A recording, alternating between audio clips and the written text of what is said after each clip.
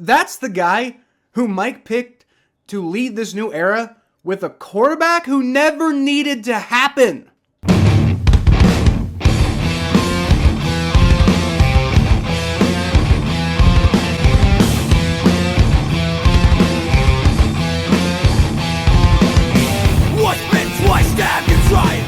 Welcome to the jungle, Bengals fans. I'm Kyle Phelps, and I figured it's time, with Katie and Troy Blackburn, as well as Duke Tobin seemingly in full control of the Bengals for a while now, I kind of wanted to give old man Mike Brown his due, a career deep dive, and kind of see where we're at after, years of things not looking so good. This was originally going to be just one video, but I ended up being like a quarter of the way through the video and already on page 4 of my notes. I've got a lot to say about Mike Brown. So yeah, this is going to be a video series that I aim to have finished before training camp starts. We're going to break down every facet of Mike Brown's career so far, and in the final video, I'm going to tell you why ultimately I feel like his legacy deserves some redemption, and he deserves to go down as one of the few NFL owners in history who is able to eventually get out of their own way and end up actually being quite a positive force for the franchise.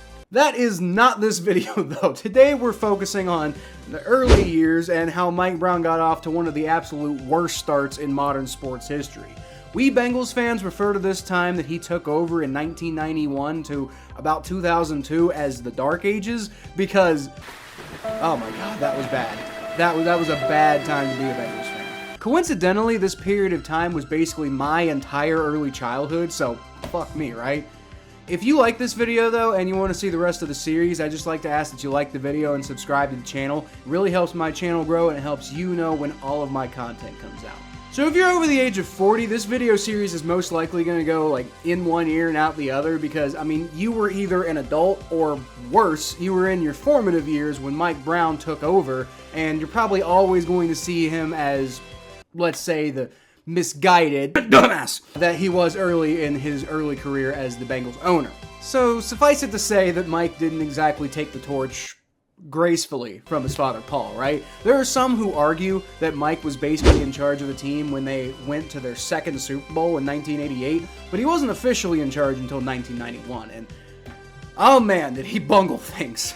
His first notable move as owner of the team was to fire head coach Sam Wyche, who was part of the heart and soul of the Bengals franchise at the time, and then he tried to pass the buck by saying that Wyche voluntarily resigned of his own accord.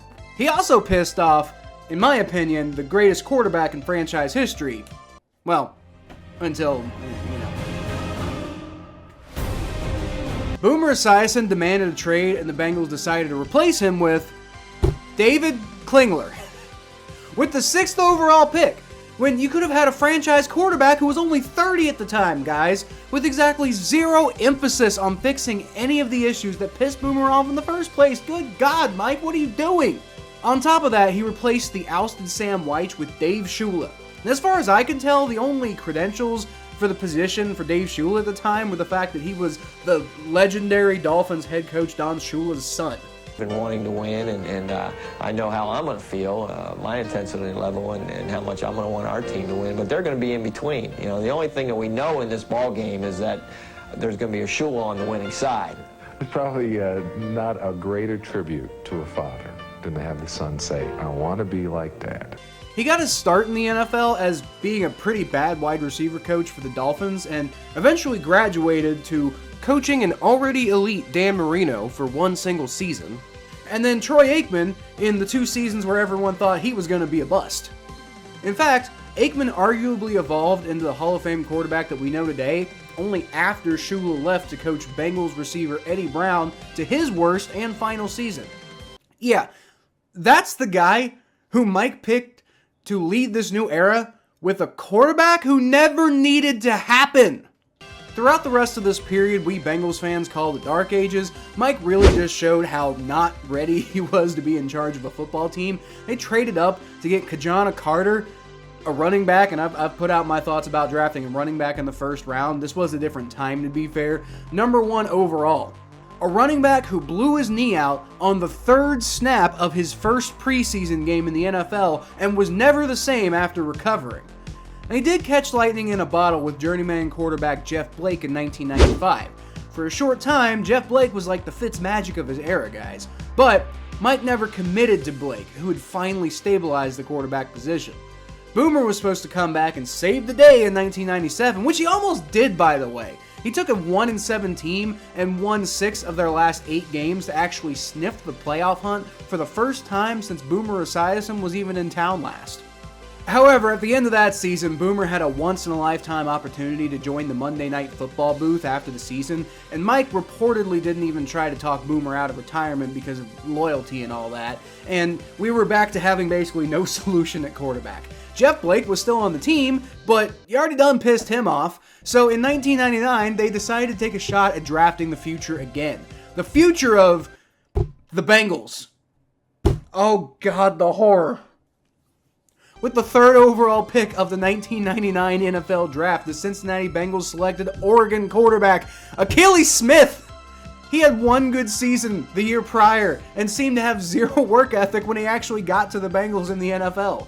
For a man whose father invented modern scouting, I don't know how Mike didn't see the 6 quadrillion red flags here. And not only that, but they insisted on getting Akili Smith and turned down a trade offer from Mike Ditka, who was head coach of the New Orleans Saints at the time, for 10 draft picks, including every single one from the 99 draft. 2 future first-round picks and a future second-round pick. All for a guy with a ton of athleticism but even more question marks, who was gone from the team after his rookie contract. I could spend all day talking about how awful that one move for the franchise was, right? The fact of the matter is drafting Akili Smith not only ruined the Bengals' opportunity to completely rebuild from the ashes of the last 7 years or so, but it put the Bengals in quarterback purgatory for another 4 years. Akili never really secured the starting job at all, with Blake starting the majority of the games in 1999, largely due to a completely unnecessary contract holdout that lasted well into training camp. And then in 2000, the Bengals tried to give him the reins, but he was back on the bench after a while in favor of Scott fucking Mitchell, of all people, by week 12. In fairness, Mitchell gave us one of my favorite Bengals pictures of all time. I mean, seriously, look how happy he is to actually see the end zone, man. It's just adorable. So John Kitna took over the team in 2001, and the Bengals tried to make a splashy free agent signing in 2002 with Gus Frerotte. Yeah, that's this guy. Legendary defensive coordinator Dick LeBeau got his one and only shot at being a head coach in his career this year, and the Bengals were so bad that this Hall of Fame coach never got the opportunity ever again. Back in the day, Mike seriously killed everything he touched. Like, I'm serious. It was bad, and you really can't blame Bengals fans for, at the time, quickly getting fed up, and even to this day, there's some who still think that he's an awful owner because of what they experienced at the time. But what came next was, I think, the first time that Mike legitimately decided to look inward and recognize that he needed to change for the sake of the team. That is a discussion for the next video, though. Let me know y'all's thoughts in the comments below. Do you remember the dark ages? Were they unforgivable for you, or are you willing to give Mike a few more videos to give him a chance to redeem his legacy, right? Let me know in the comments below, and I'll feature the best one in my next video, like this one from Metal Dog Best, who said, the Steelers had their best draft class I can ever remember. Bengals was average at best. All this A+ crap is just you being a homer. And I lied, guys. This is a trash comment, but I did want to address it. All right?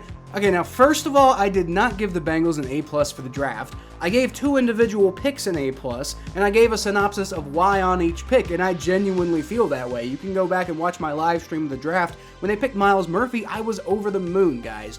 Not my fault that you didn't watch the video beyond the thumbnail, which was literally only the draft card that I made for Myles Murphy, and honestly, the reason that was the thumbnail is because I forgot to make a separate thumbnail for the video, and I had to leave for work, like, honestly. But still, watch the damn video. Second, at no point did I deny that the Pittsburgh Steelers had an amazing draft. I don't believe I specifically mentioned it in that video, but it wasn't about the Steelers. I've said it multiple times across other content that I've put out. I believe I gave the Bengals about a B in that video, and as much as I hate to admit it, the Steelers definitely had an A-level draft. I'm not going to deny that. But you fuck off, right? Also, thanks for commenting. I really appreciate your continued support. Anyway, that's it for me this week, everyone. Thank you so much for watching. Until next time, you can always catch more of what I do at KylePhelps92 on Twitter, Facebook.com/ThePhelps, Butt Fumble Sports, the Battle of Ohio podcast on the Spot Pod Network, and right here if you subscribe. I promise, things get better from Mike Brown from here. So, make sure you come back and see everything else that I have to say about him.